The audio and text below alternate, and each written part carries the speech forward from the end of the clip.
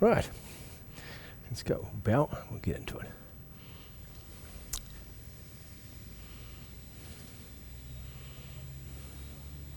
Go.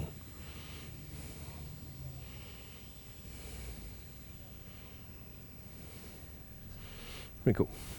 So we'll go back into, we'll continue where we finished, because I didn't get through, we were doing wind rustles, lotus leaves, and we only just started it because there were so many pieces to that exercise, so I'll go back to that anyway. So start with your right hand. Move your right hand up. I'm mirroring you, so we're doing the same side you are, and then turn it to the front and go back. And we were talking about the set of exercises, the Shiva Shiva, and the way that they're put together, and the order that they're in, and why they're in that order. So we were talking a little bit about that as well. So this is one of the exercises with the rotation in it. But the rotation's still only, it's not a full rotation. It's not a rotation like turn and gaze at the moon, where you turn right around and you turn right around to the side. It's actually more than 90 degrees if we think of a west and east, either side of us, the north and the front, where turn and gaze at the moon actually goes further around than the actual the quarters. And we've already done an exercise, we've done Sage Presents Peach, and he does the quarters, which is the northeast and the northwest. And so this one's a different one. So this one still goes to the northwest. It doesn't go right around to the quarter. It doesn't do that. You don't come right around to the. So I'm facing towards the side. I'm actually still facing towards the hand comes up. It comes across. So I'm just still going from the northeast to northwest. I'm not going any further around than that. I'm not going right around to the east. And I'm not going all the way around to the west. I don't do that. It's not in this exercise. They all have their own limitations, but they have a lot to do with the exercise itself,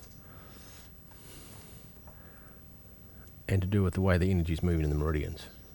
It's got most of the thing to do with this. Now when the hand comes up, it faces, it's not high in your face, so you're not looking at the palm. It's not even with your palm of your hand. It's not looking at your eyes. It's not that high. It's almost like the tip of your fingers are at eye height, because your elbow needs to sit down. You need to sit your elbow down, sit that way. But if I bring the hand up that way, so it's this high, and I'm looking that, now my shoulder's up, but I actually need to keep my shoulder down. And so it's that height. So my eyes are pretty much the top of your fingers, but because everybody's hands are different, I can't say that as a rule, because everybody's hand's going to be slightly different because of the size of your fingers and size of your arms as well. So it comes around where your elbow sits down, but the elbow's not crushed against the side of your body. You're not sticking your elbow like this. I'm not turning like that. The elbow's actually out. There's a hollow under it. It's like that hollow in your armpits when we do the opening and closing, the quiescent standing form. So it's the same thing. There's still that gap in your arm sitting there. So when we're turning, you still feel the gap. And so you're not locking your shoulder down, but your elbow sits right down. The elbows are sitting down as low as it can. Good. And goes across. Yeah. Hand comes up. Turns. Now the bottom hand stays connected to the ground. So as we're moving, you can feel the movement of the bottom hand, and then it comes around the top, goes across, and the hand comes down. And as it comes down, both hands follow each other across the bottom. So both of them pushing the water away, and it comes up, turns, the front, and down. Comes up. That's it. Perfect. Goes across. The hand comes down, and it goes across. Both the hands move together with the rotation.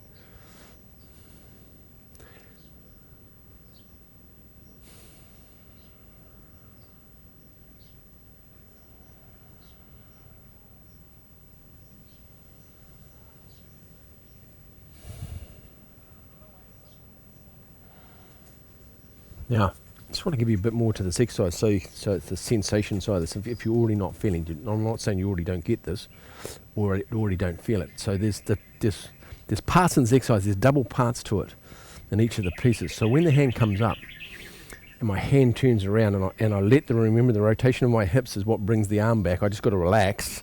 As soon as I relax, it wants to swing back to the front by itself, yeah? And I'm using that, I'm twisting the ligaments around, I'm losing that, the elasticity, that's a great word, of my ligaments and tendons to that. So if I let it go, it's just going to come back like that by itself.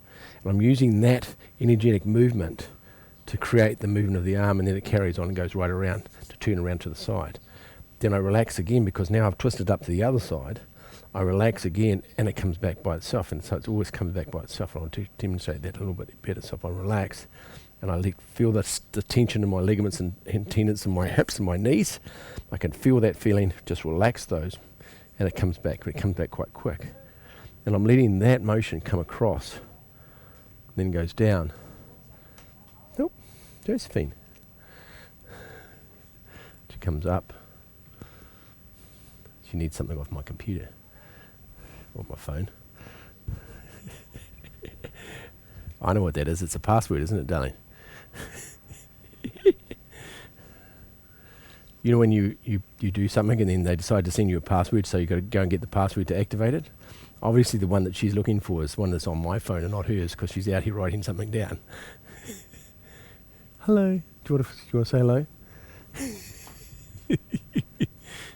That's exactly what it was. Cool. And so the relaxation goes across. Now, two pieces of this. So when the relaxation comes from here and relax, it goes across. It goes to about there. And from that stage, I've let the energy move the body, of the tension of the body wound up. The turning of all the ligaments and using the torsion of the springs. I've wound them up to here. When I get it back to here, of course, what happens is that it's only going to go to about there, and it's going to want to flop back to the centre. When I do that, show what I mean. So I'm going to come right back to the centre. It's going to go like that. And it'll wobble back, and it'll go back to a place where it's centred, which is just there. But what continues the movement is, as I get to there, I let the arm go. And as soon as the arm goes, gravity takes it down. And as it goes down, that movement of the arm going down drives it around slightly forward. And then I let it go, and it comes up. And as I let this turn, the energy of it going across the bottom pulls that arm back up. Yeah? And then I relax again, and it goes back round to the side. Relax again, and it comes back to the centre. Let gravity do the last part, and the gravity pulls the other one up. So if I did that in a way that you could see that happening, and so you can see it, and I have to I'm going to amplify. Don't do it like this, but this is what's going to happen. So if I let the arm, I actually have to start one of them. Yep. So if I turn the body and relax the body, it's going to go turn like that. And then I'm going to let the arm go, and it's going to go like that. And then I'm going to turn the body, let the body, gravity goes across, comes up, round, goes across, down, and the movement brings the other arm up. Goes round, let the body relax, comes to the front, let the arm go down, and turns it back up to the other side. So you have this feeling. Relax, let it go. Comes up, relax, let it go, comes up. I'm just showing you what it looks like inside the exercise. Let it go, and comes up. So you can see what's driving the exercise is not me. All it is, I'm just letting go each time, and I'm following the movement of the chi happening inside the body that's generating the exercise. First of all, I have to start it. It's like a clock. You know, when you get a clock, if you just have a clock with a pendulum hanging down from the clock, if you just leave it, nothing's going to happen. But as soon as you pull it up to the side and then let it go, then it starts the momentum. Well, you've got to do that bit. You have to start the exercise, because nothing's going to happen by itself. Generally, it won't happen by itself. I've got to be careful I say that, because some exercises actually do initiate themselves. But this particular one, we're going to initiate it. And how we initiate it is by starting the very first, from the time when we're standing here, when we turn our hips to the side, we do that bit. We start it by turning, and the hand comes up. And from then on, we don't have to do anything. The rotation of the hips, the letting the ligaments go on the hips, letting them go brings it round. And then the hand comes around to the side, and then I'll just relax again, and then it comes back to the centre, and then I use the gravity to bring the hand down, and that going down, that flopping of the arm that way, creates the movement to come up this way.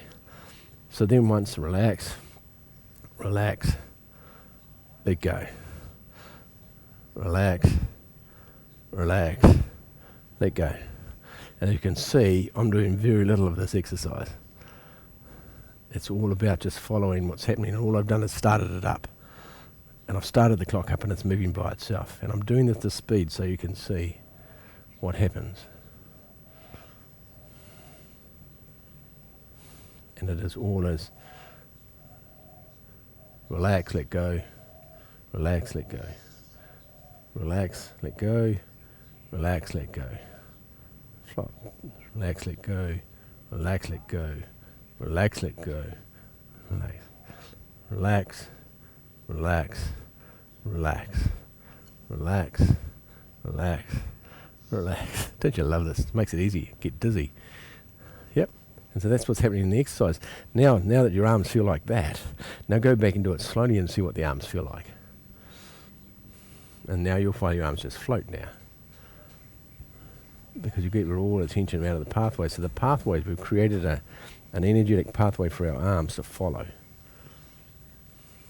And all we're doing is just letting go. Let the gravity take the arm swings back around, brings the other arm up. Relax. Relax. Let the arm go. Gravity pulls the body up. Relax. Relax. Relax. Very good. If you want to use the terminology, let go. Let go. Let go. Let go.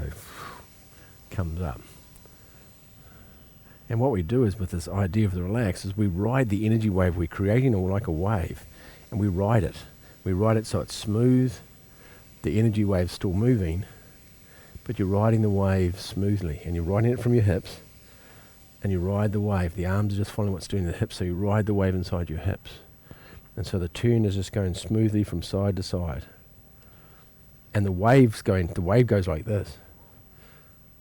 Because it has when you let it go, it comes flying back. When you let it go, it comes back quickly. When you let it go, it comes back quickly. So you have this acceleration at the start of it.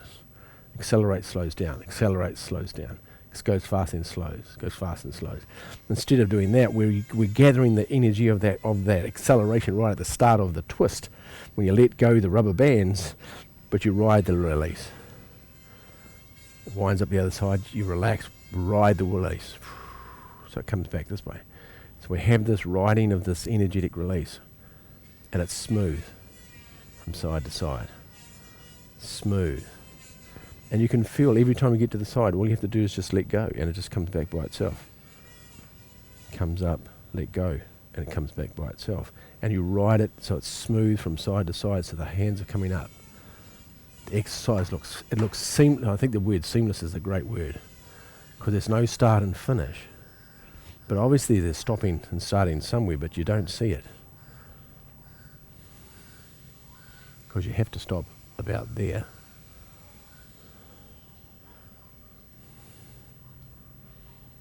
And stop about there.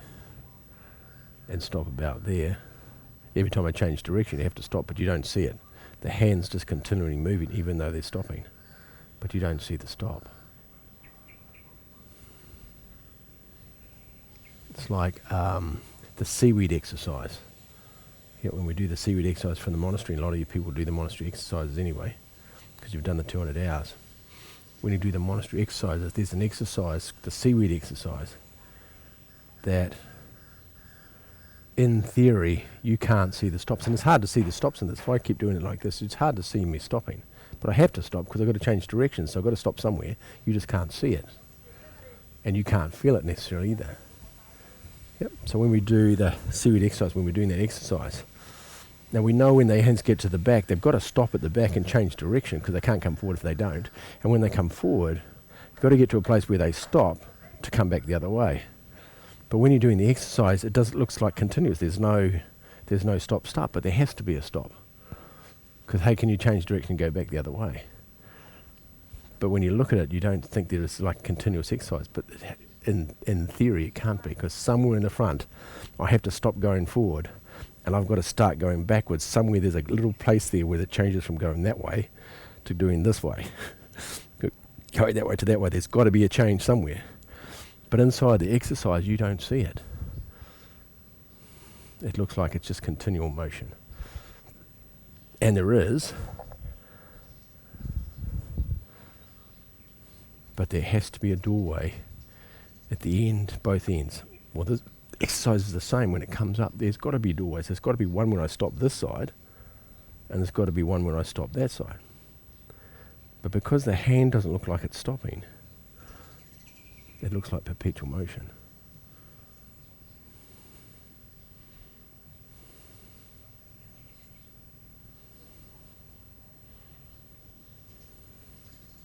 Now, another bit. Geez, we're going strong on this exercise today. So, if we're not looking at your arms, just look at your hips. So if I turn my hips from side to side, there's a movement from side to side, yep. There's a movement going, because as we go bringing our arms up, yep. All the hips doing is going from side to side. They're going smoothly from one side to the other. There's no speed change from one side to the other in perfect sequence. Perfect rotation, perfect speed. No speeding up, no slowing down. So it's just going from side to side like that. Yeah.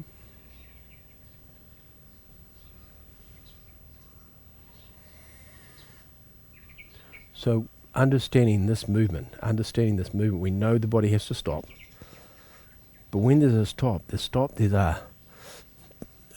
hard to describe it. So it doesn't go and go stop, stop, stop. It goes stop, and there's a movement, and then it comes back the other way. It's stop, and then it comes back.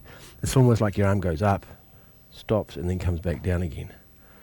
But the arm, if you look at my elbow, funny place for my elbow, you look at my wrist, bring my wrist up, and you'll see it stop, and you'll see the elbow come down, or the wrist come down, sorry. So watch, the wrist comes up, stop, comes down. Because it has to be a stop. But the hand, you don't see it in the hand, do you? The hand looks like it continues moves. It goes up, it doesn't stop, and goes over the top and comes back down again. Yep. So there's you can't see the stop and start of that. But if you watch the wrist, you see the wrist stops though, and comes down because it has to. It's got to change direction, so it has to change. But the hand almost disguises the movement. It disguises the movement of the stop because the hands are moving, and the hands are just fluidly going backwards and forwards. There's no stop and start with it. So that wave that happens in that hand of that is the same thing when you go in to do your pendulum and your rotation side.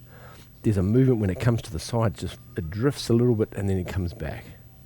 Comes up, it stops, and there's this little bit of movement after the stop where the whole body's energy moves, because as you stop, the energy wants to keep going, yeah? And so you feel that energy moving, and then it sort of gets to a place where it can't go any further. And it's almost like, I think there was a game you used to play when you had a tennis ball on a rubber thing, and you used to bash it off with a bat. I don't know if they still even have them anymore. And you used to go out with the ball, and the ball come flying back, and you hit it again. It was on a rubber band, and it kept coming back.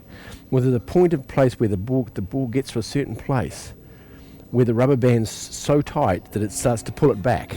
So you hit it out, and it goes out, and it stops, and then it comes back. That feeling of the end of it, where the changes, it doesn't go out, stop, and then come back, goes out, and there's this flow of energy, and then the energy continues going after the ball stopped. The energy goes, and then all of a sudden the ball comes back, and the energy has to quickly rush back to catch up with the ball. It's probably the easiest way to describe that. So it's like you're ahead of yourself. It's like if you do this, I'll go back to the exercise. If I'm doing this exercise, I go back and I leave my body there, and I go back, and then the body catches me back up again, and I'm going forward, and I'm going back, and the energy of the body's slightly behind the body as well. And so it's trying to catch up to the body, and then it's trying, he's gone back, I've got to catch it up. The energy of the movement has the same effect. That's that.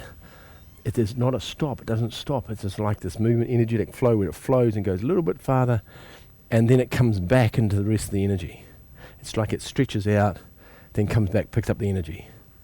It goes out a bit further, and then it comes back and stretches the energy. Now you'll be able to feel this doing this exercise, where there isn't a place where it just goes. If I did it the other way, it would look like this.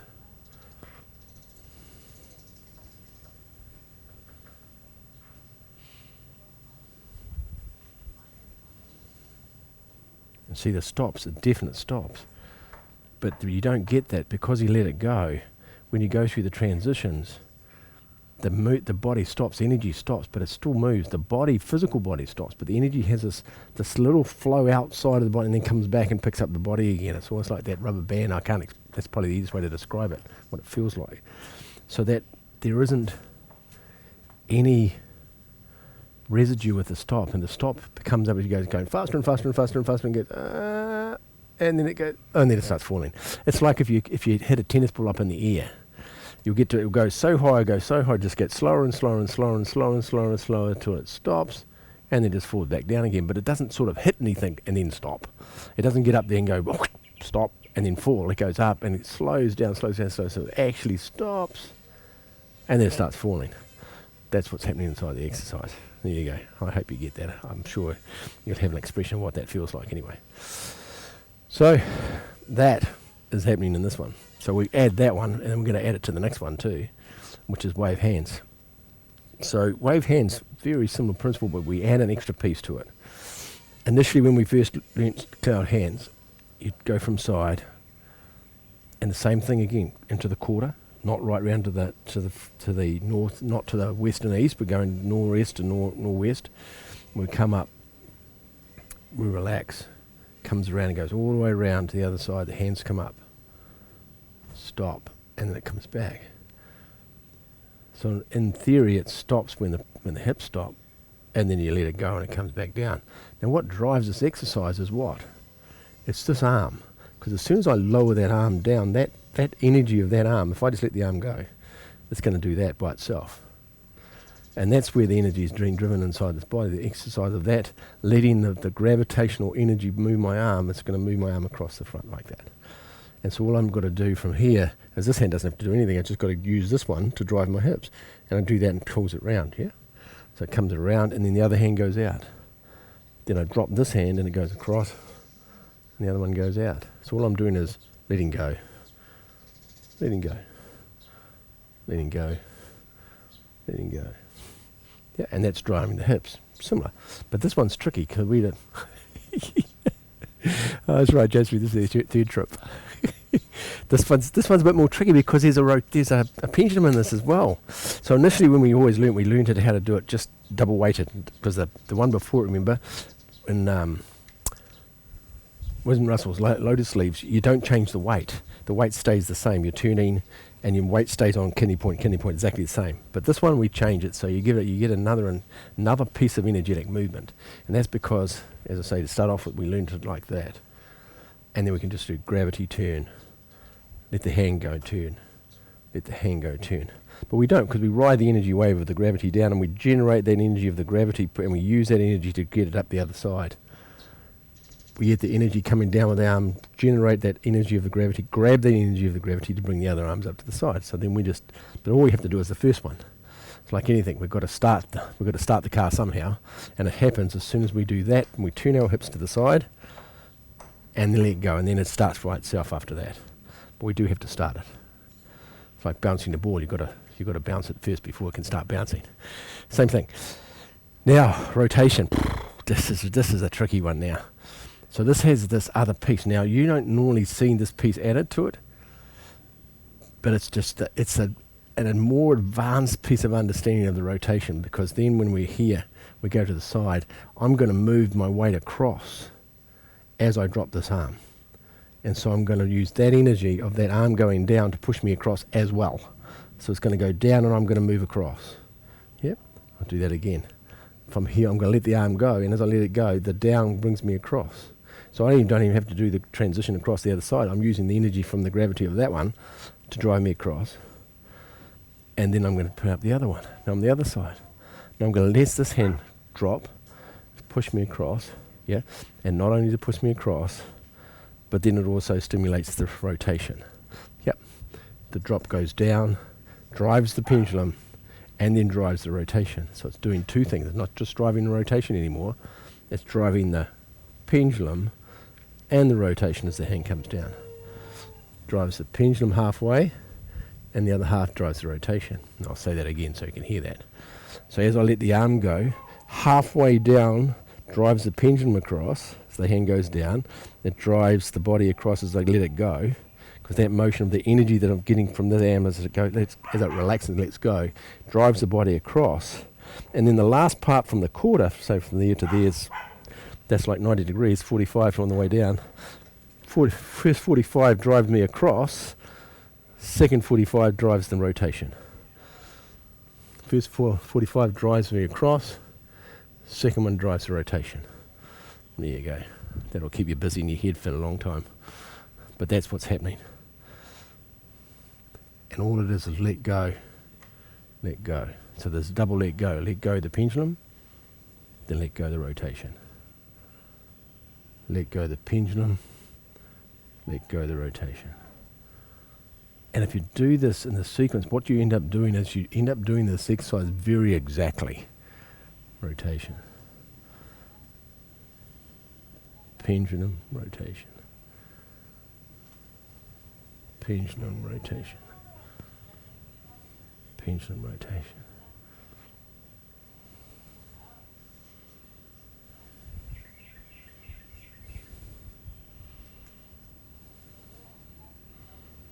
Very cool.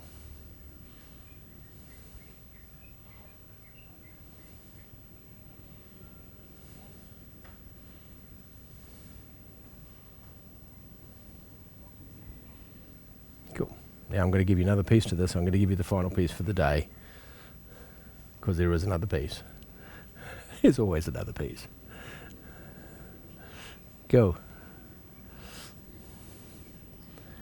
So when you come to the side and you drop your hand, as you go across, you drop your hand, it drives the pendulum across to the other side. Yeah. And then the rotation happens. Good. So we're going to draw out where the rotation just goes right to the very edge of the rotation. So as the hand comes down, it comes down and the hand goes almost to the center where it's right down the bottom to here. So when you get from here to the fully weighted on the other foot, to there, wherever that is, to there, and then when it comes up further that way, that's what drives the rotation, turns it up. Yep. This one drives it all the way down, and then the rotation, because you want to be 100% on the other foot before you do the rotation. You want to be right back, then do the rotation. Right across first, then the rotation. Right across first, then the rotation. Across, rotation. So then I'm going to have to go all the way across. Wherever the arm is at the time will be where the rotation happens. All the way across first, then rotation. All the way across, rotation. I'm slowing the arms down so you can see this. All the way across. It'll be about there somewhere before the rotation happens. About there. Now it won't be perfectly in front of you. It won't be here. The key to this exercise is to know when you're fully weighted. You do not do the rotation until you're fully weighted. So I move from that foot as I'm going across. I'm going to go all the way to that, to kidney point. Once that kidney point is 100%, and there's no weight on this one, the weights come off it. That's when the rotation happens. It happens on top of that kidney point once you're 100% weighted and you rotate on the top of the kidney point. Goes across, rotation. I go all the way across wherever the kidney point is engaged. This foot's not on the ground anymore. Then the rotation happens. So that's the furthest range you can get inside this exercise.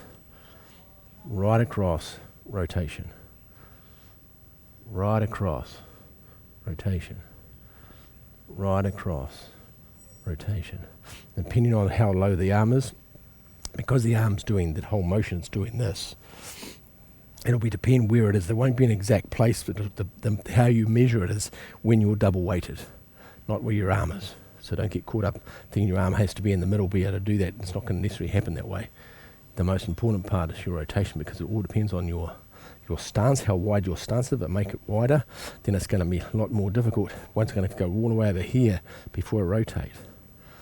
All the way over to there before I rotate. And if you've got them narrowed together, then the rotation from one side to the other is going to be a lot smaller. So then I won't have to go across so far to get to the weight. Yep, and it'll look differently as well. So that's lots of things to it, but no, the rotation happens when the weight changes 100%, then you rotate. 100%, then rotate. 100%, then rotate. And this hand will be where it is.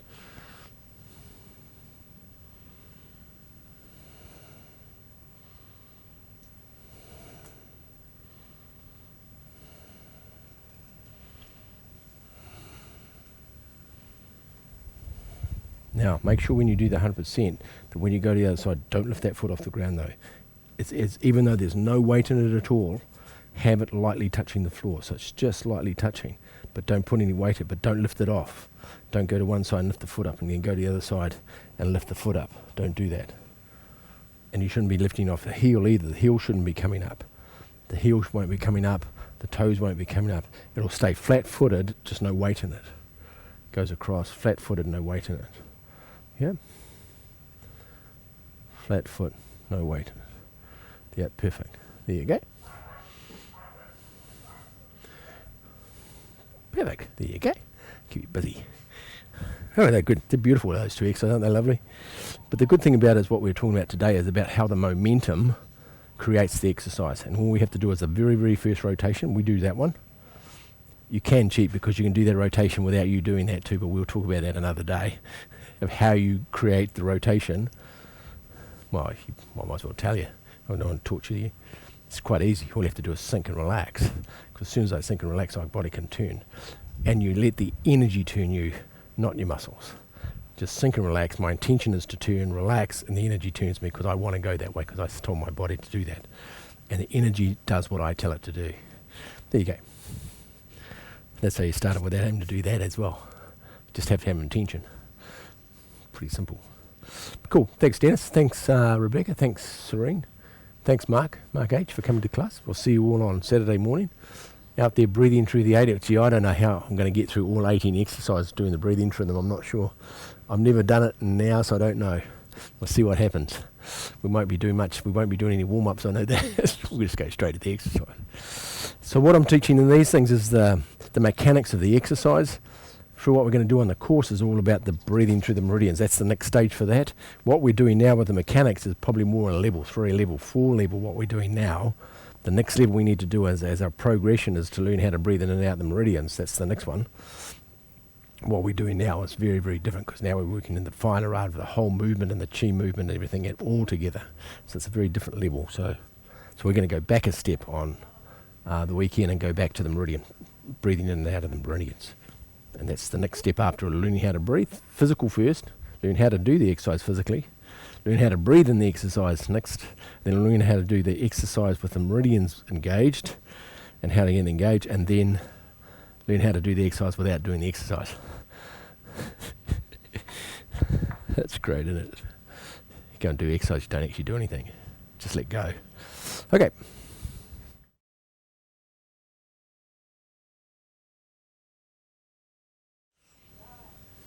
Go.